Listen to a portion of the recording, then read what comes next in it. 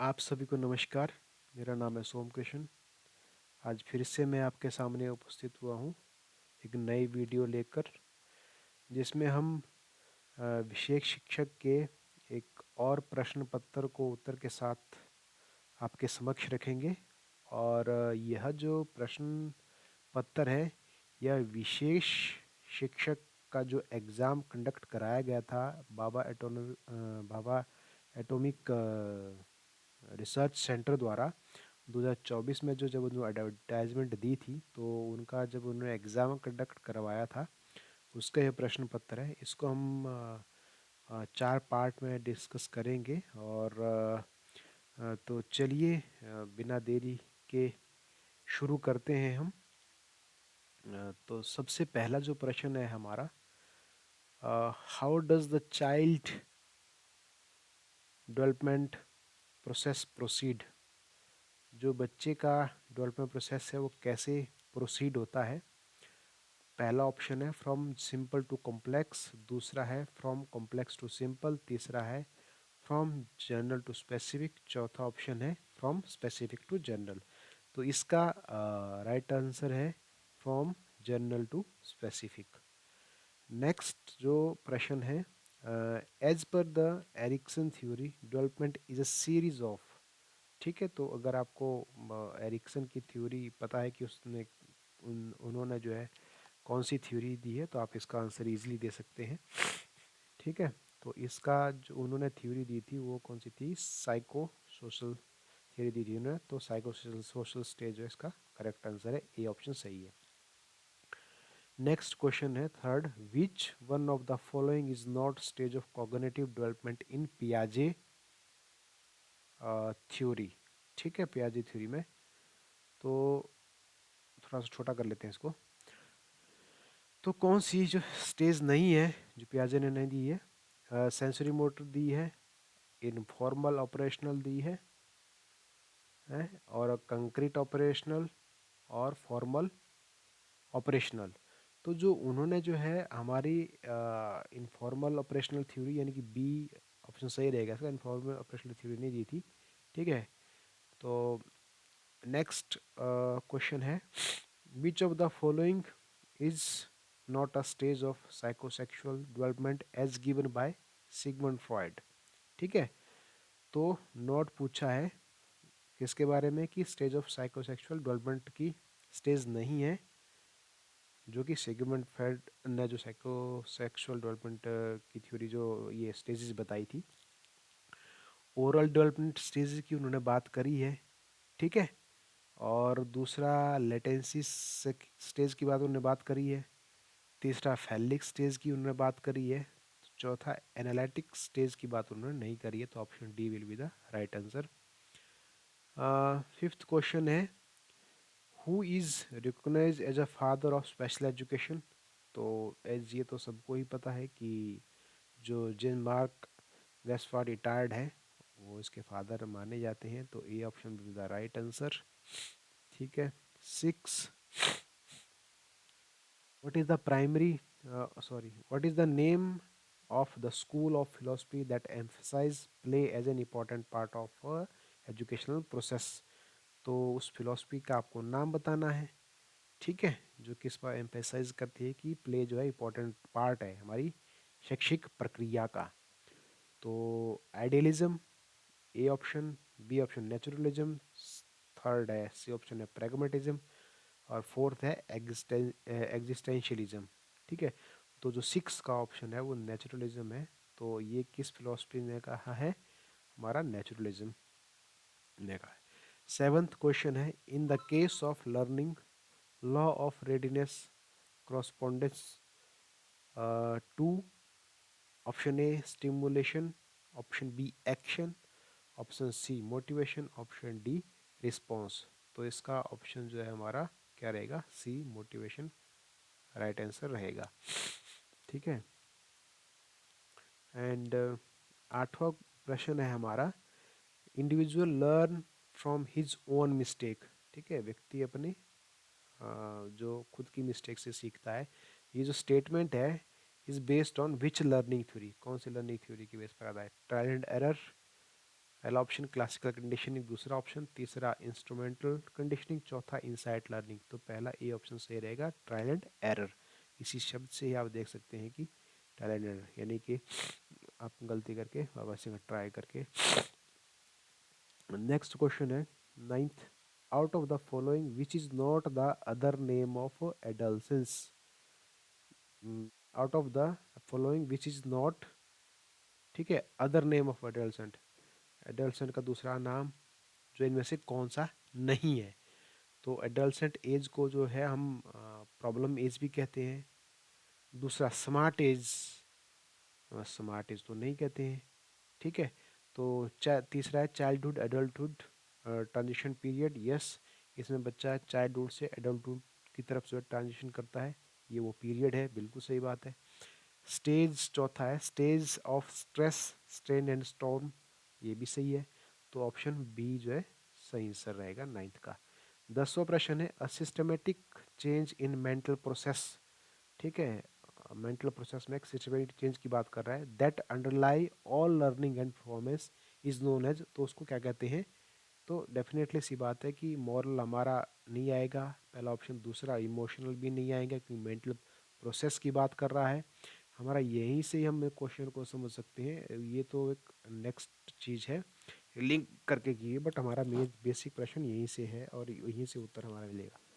तो C cognitive development, definitely C बात है, ठीक है, लास्ट ऑप्शन, ये तो option C is a correct answer.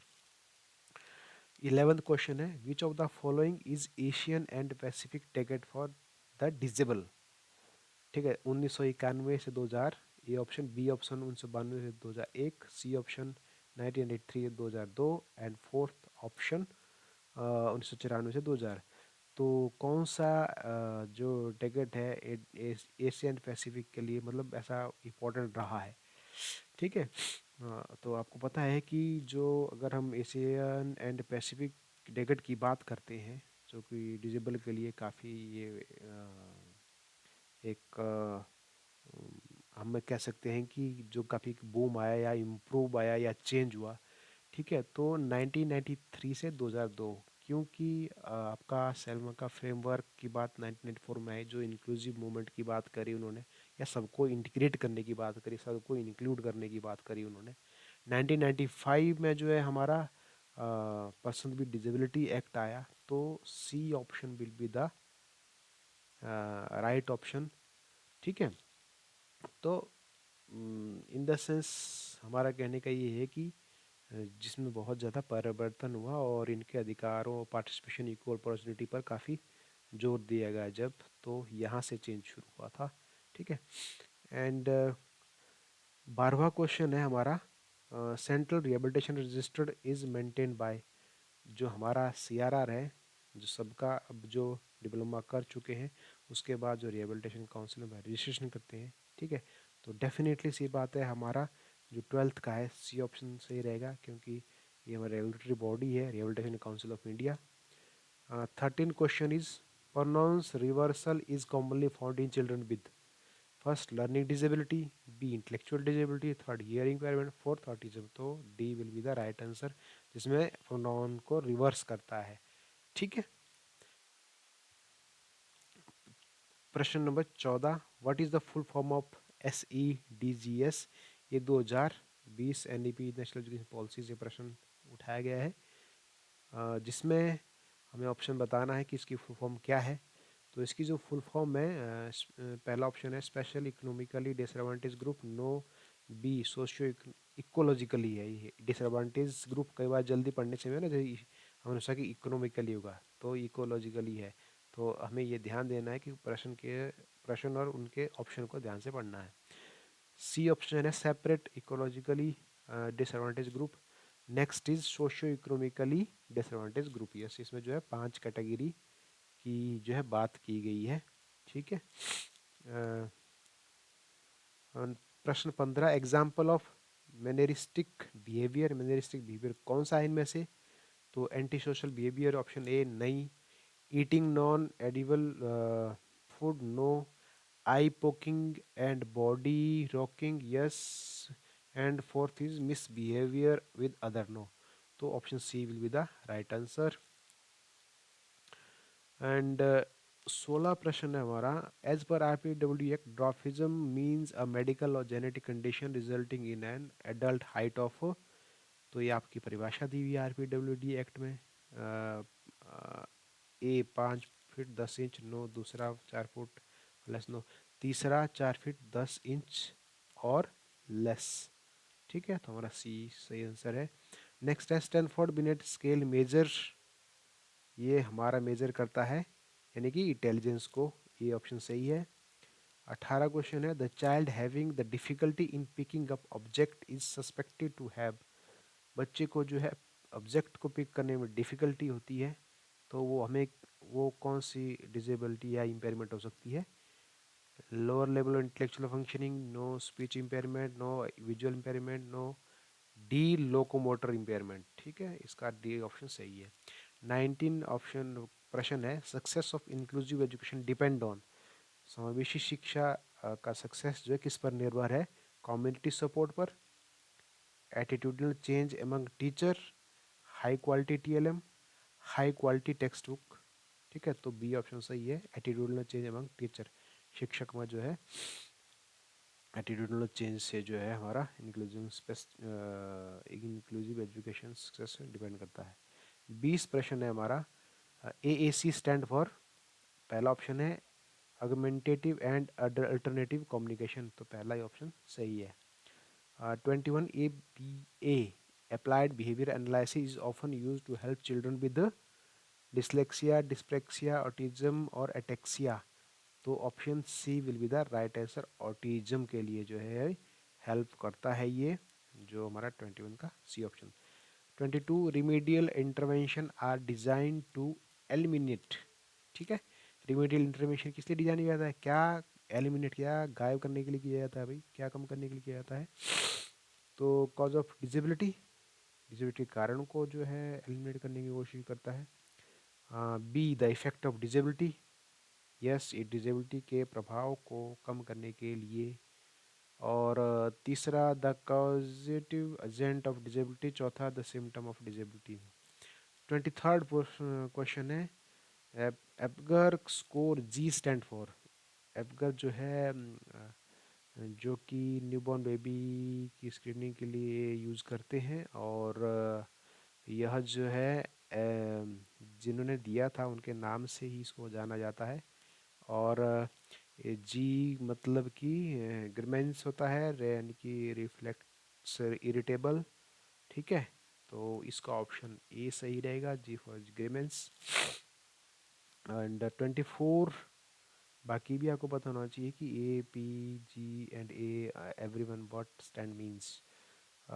24 the defect with which a child is born is known as, ठीक है, जब बच्चा जो है जन्म से ही डिफेक्ट पैदा होता है तो इनका कहने का तात्पर्य उसको क्या कहेंगे? A natural impairment, artificial impairment, congenital impair disability, acquired disability, तो वो कॉन्जिनेंटल डिजेबिलिटी जैसे जन्मजात हम कहते हैं ना, ठीक है, जन्मजात, जन्म से ही जो डिजेबिलिटी होती है। ठीक है, तो ऑप्शन सी से रहेगा। 25 प्रश्न है हमारा an assessment through which we can consistently achieve the same result with the same student is called, जब हम सेम बच्चे कोई भी टेस्ट करते हैं एक बच्चे पर तो बार बार करने पर सेम रिजल्ट आता है तो उसको क्या कहते हैं? ठीक है, उस असेसमेंट को, तो वो इनवैलिड, वैलिड, अनरिलायबल, रिलायबल, तो वो रिलायबल होती है, यानी कि कंसिस्टेंटली जब होती है तो उसको रिलायबल तभी माना जाता है जब बार बार टेस्ट करने पर वही स्कोर आता है। ठीक है, तो ये थे हमारे फर्स्ट 25 क्वेश्चन।